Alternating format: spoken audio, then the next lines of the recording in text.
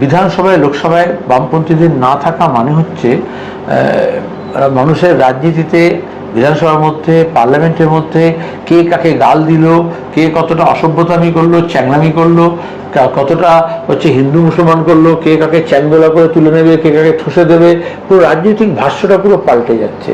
আচ্ছা, পশ্চিমবঙ্গের মানুষের বা দেশের মানুষের প্রাথমিকতা কি?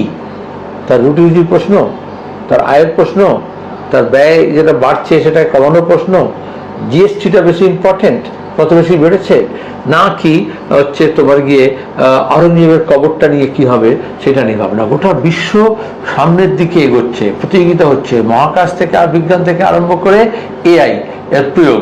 সেখানে দাঁড়িয়ে আমরা পেছন দিকে হাঁটছি। 365 বছর আগে কি হয়েছিল সেইটাকে বার করা, আসলে 365 দিনটা আমাদের দিন যাপন কি হবে সেটা থেকে দেশটাকে সরিয়ে দিচ্ছে। আর এখানে বিজেপি বা তৃণমূলের দুটো আলাদা এজেন্ডা না, দুজনে পরস্পরের পরিপূরক এজেন্ডা নিয়ে কাজ করছে।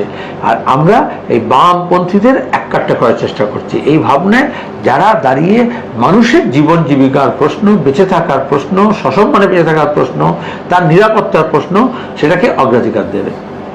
বাংলা খবর, আপনার রাজনীতি, আপনার আওয়াজ।